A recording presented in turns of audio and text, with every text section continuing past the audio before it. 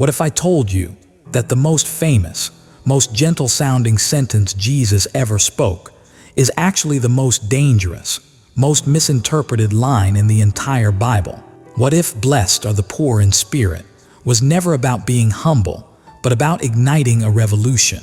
What if Jesus wasn't describing a feeling, but naming a secret group every Jew in the crowd instantly recognized? A group the Dead Sea Scrolls call by name. A group Rome wanted crushed. A group the temple elites despised. A group the prophets promised God would defend. What if the very first word out of Jesus' mouth on that mountain was a direct signal? Isaiah 61 just came true right now in me. What if the kingdom of heaven didn't begin with the strong, but with the broken, the bankrupt, the spiritually collapsed, the very people the world threw away? And the one question that will keep you listening till the very last second: what if Jesus wasn't trying to comfort you, but trying to wake you up? Stay with me, because once you see who the poor in spirit really were, you will never read the Sermon on the Mount the same way again. My name is Pastor Najam, and welcome to Understanding the Word. Let's begin. We grew up hearing these words as something soft, something inspirational, a gentle call to humility, a line you put on a coffee mug or a church calendar. But the moment you step back into the world of first-century Judaism, everything you thought you knew collapses. Jesus never explains what poor in spirit means. He does not define it. He does not illustrate it. He simply says it, and the entire crowd gasps, because every single person there already knows exactly who he is talking about. This was not a new phrase. This was not a metaphor he invented on the spot. This was a title, a recognized identity, a living community with a story, with scars, and with centuries of hope. In the original Greek of Matthew 5:3, the words are, Μακάρι η πτωχή το πνεύματι. "Blessed are the beggarly destitute in spirit." Πτώχη. Does not mean mild poverty. It means the kind of poverty where you own nothing, not even tomorrow. Luke, writing to Gentiles, simply records Jesus saying, "Blessed are you who are poor." Matthew, writing to Jews, adds the two crucial words, Το πνεύματι.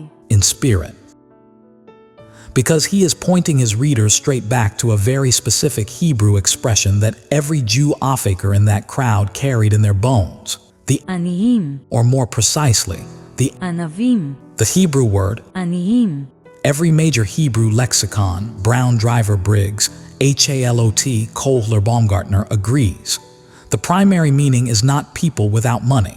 It means the afflicted, the crushed, the humiliated, the powerless, the exploited, the faithful remnant who have been bent low by injustice, yet refuse to let go of God. This word appears over 80 times in the Hebrew Bible, almost always describing a covenant people under pressure.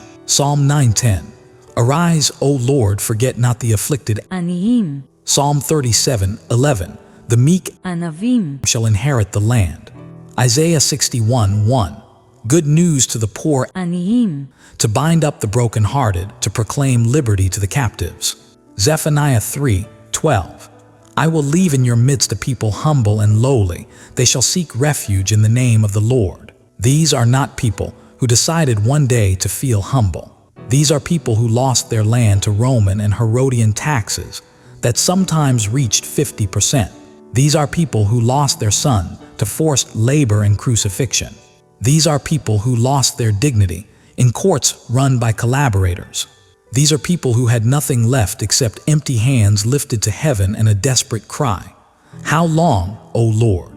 And God's answer again and again was, "I hear thee, Αναβήμ. I defend thee, Αναβήμ. I will restore thee, Αναβήμ. the kingdom belongs to thee." Αναβήμ. Now the evidence becomes explosive.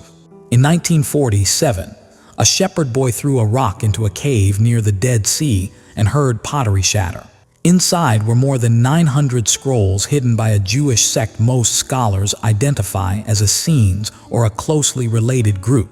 For 2 centuries, they had lived in the wilderness because they believed Jerusalem and its temple had been defiled by corrupt priests and Roman puppets.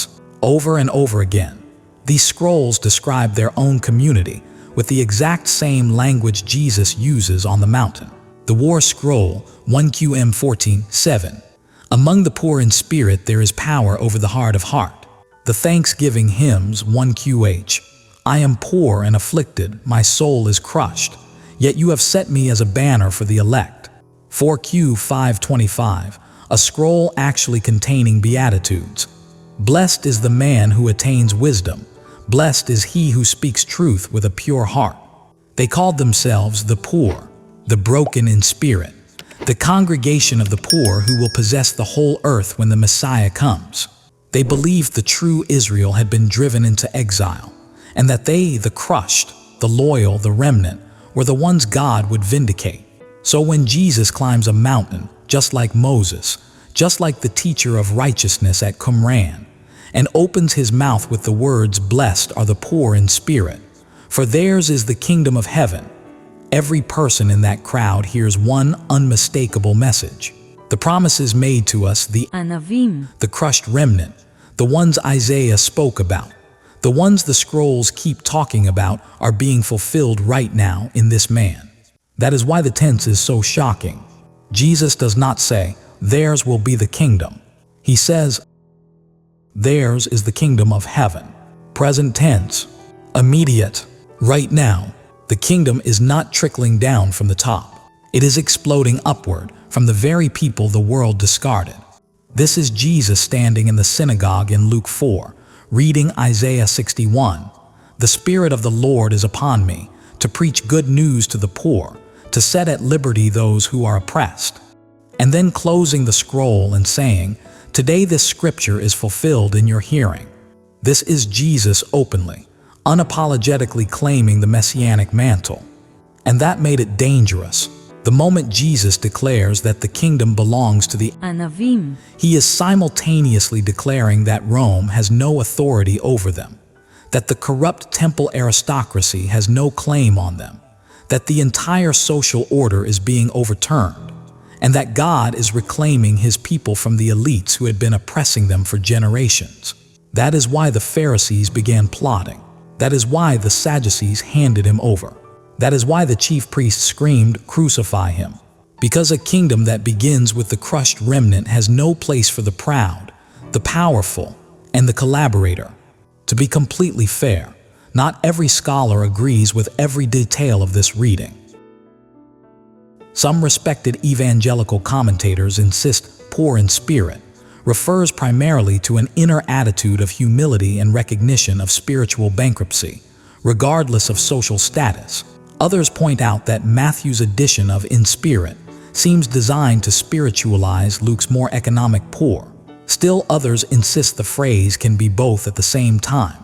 Affliction often produces the very humility God honors. What cannot be denied is this: the primary background against which first-century Jews heard these words was the language of the Anavim, the faithful oppressed remnant of the Hebrew Bible and the Dead Sea Scrolls. Even scholars who emphasize the spiritual dimension almost always acknowledge the social and historical resonance. So what does this mean for us today? It means the kingdom of God still begins on the margins. It still begins with the forgotten, the betrayed, the spiritually collapsed, the ones who have been crushed by corrupt systems, religious or secular, and who have nothing left except raw, desperate trust in God. It means the kingdom still overturns arrogance, spiritual elitism, religious performance, and every form of human power that pretends to speak for God while ignoring the broken. It means that if you have ever been in a place where life crushed you, where people who claimed to represent God abandoned you, where you had nothing left but tears and a cry to heaven, then Jesus is still looking straight at you and saying exactly what he said on that mountain. Blessed are you. The kingdom is yours. Right now, you are first in line, because the kingdom of God can only be received by those who know, deep in their bones, I have nothing left, only God. That is why Jesus begins here. That is why the Sermon on the Mount starts with the Anavim, because only the crushed can truly receive a kingdom that is pure gift. Blessed are the poor in spirit. Not a whisper, not a devotional thought, not a gentle encouragement to try harder at humility. It is a prophetic, messianic, revolutionary announcement. The waiting is over. The Messiah is here. The kingdom has begun. And it begins with the faithful oppressed, the ענבים, ones the world threw away. Once you see this, the entire Sermon on the Mount explodes with new power. Because Jesus did not come to comfort the comfortable. He came to lift the crushed. And that, my friend, changes everything.